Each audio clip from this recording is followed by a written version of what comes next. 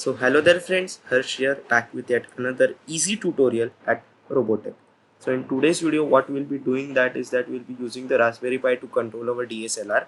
So for that the process was too long. I don't know, I couldn't find a easier technique for you all. So I've come up with a brilliant idea. What I have done is that I have included all the commands in this shell script file that I created for you all. I'll leave the link to download this file in the description below. Just download this file, run it using the command that I will show, and then boom, all the things will be installed. Because as you all can see, this is a huge thing to do and it takes over 10 minutes to run.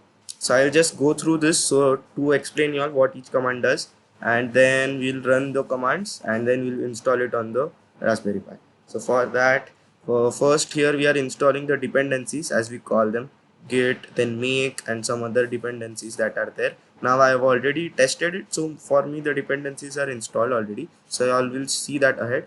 Then we are cloning into the GitHub repo of libgphoto2, and then we are installing it using the long method. As you all know, sudo apt get does it for us easily, but here we are doing the long method.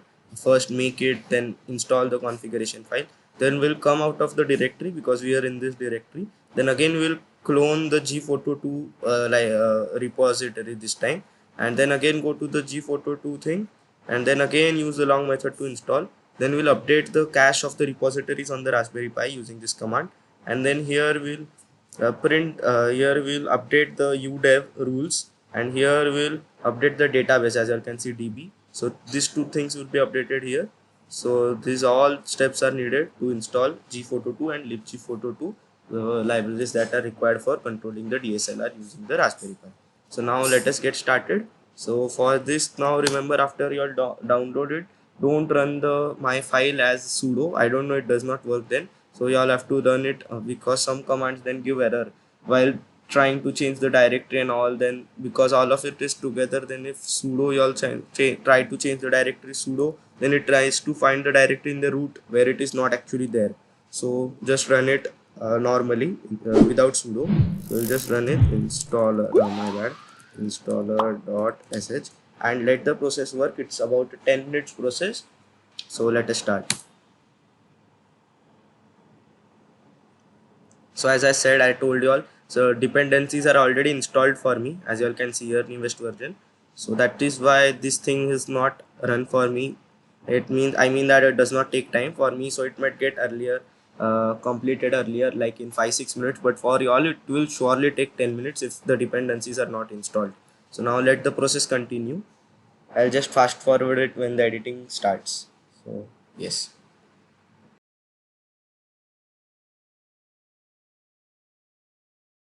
So as you all can see, finally we have completed the like what I don't know, what I don't have any words for the processes that just took place in front of our eyes. It took about 8 minutes for me, so I'll just fast forward it while editing. So yes, so now let us check if our camera is supported. This link you will get in the description below. I'll just use Ctrl F and find my camera 1200D. So yes, as you all can see, it is supported, Canon EOS 1200D. So now we'll check if we have successfully installed gphoto2. For doing that, just type in gphoto2 space dash dash version and hit on enter. If this comes up on your screen, it means that you have successfully installed gphoto2. Now just go and connect your just reboot your Raspberry Pi once. So sudo reboot now. So just reboot your Raspberry Pi, and then once after it starts up, just connect your uh, DSLR to the Raspberry Pi. So I'll just do that. Give me 2 minutes and I'll be back. So as you can see, I'm back into my Raspberry Pi. Now if your camera has successfully been connected, you will see this on your desktop. So now what happens is that for some cameras this thing comes up, and then your gphoto2 say gives you an error. So let's see that. I'm not sure if everyone gets this error, but I get it, and I have come up with a solution for all of y'all also, if some of y'all get this error. So for this, what you will do is that first you'll check if the photo is being clicked. So for that, type in gphoto2 dash dash auto space detect. So let's see if our camera has been detected. So as you can see, my camera has been detected, Canon EOS 1200D. So now just let the dash dash v and put in capture dash image. So now what this does is that tells the DSLR to capture the image and keep it on your its own SD card. So means that the image will be on the SD card of the camera itself. So now it is again an error which some people have seen on the issues on the GitHub page, that the photo is not getting stored on the SD card. So I don't know what the problem is, but it does not just get stored. So for that, now what they have done is that they have given us this command which clicks the image and then transfers it to our SD card. So now let's see if we are getting an error or not. I get an error mostly, so let's see. So as you can see, we have got an error, could not claim the USB device. So this happens when the camera is being used by certain other processes. So now to check that, we'll use the command psaux space grep pipe space grep g photo 2. Now the few processes will come in front of you. You have to kill the first two processes. So just remember, these numbers won't be same, so just don't blindly type them. You will end up ending some other processes. So just type in this command and then check the two processes. So first two processes you have to kill them. So one done, and then the second one 847. So as you can see, we have killed the first two processes. Now if we try to capture the image, we'll be successfully able to do that. So G422 capture image and download. So now I hit on enter. So as you can see, new file is in location this is on the camera, and this has been saved on our on the /home/pi directory. So as you can see, the capture 00 dot thing image, and now this is the view from my balcony. Now the thing is that I am viewing it from the VNC viewer, that's why the clarity is not good. But as you can see, the bird has been captured right here and stuff like that, because the resolution is high, as you all can see. So when you all just take off the SD card from the Raspberry Pi or take it on a pen drive and then view it, the clarity is really high. So don't worry about that. Just I am showing you all that the images are being clicked.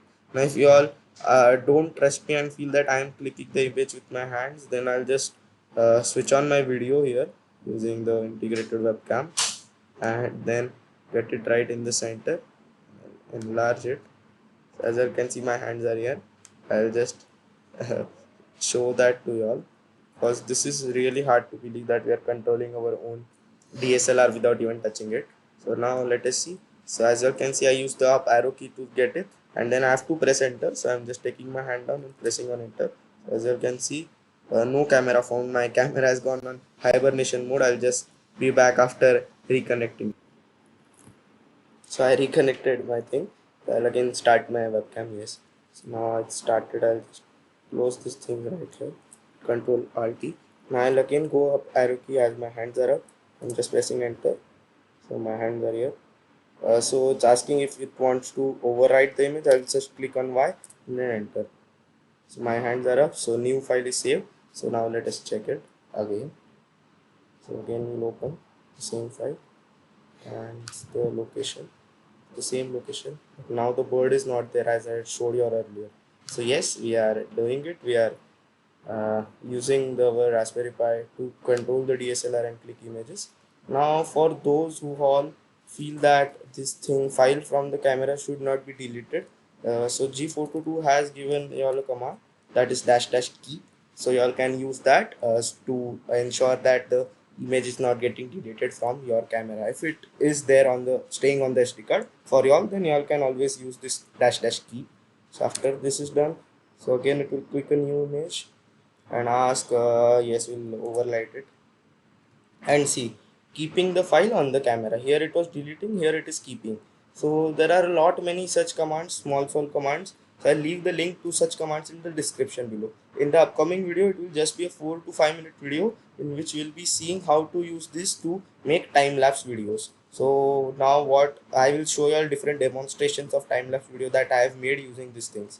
So let's see that in the next video. So yes, we have controlled our DSLR using the Raspberry Pi. So like, share, subscribe, and don't forget to hit on the bell icon to get notifications about the latest updates and latest project ideas, such interesting ideas. So stay tuned. Thank you.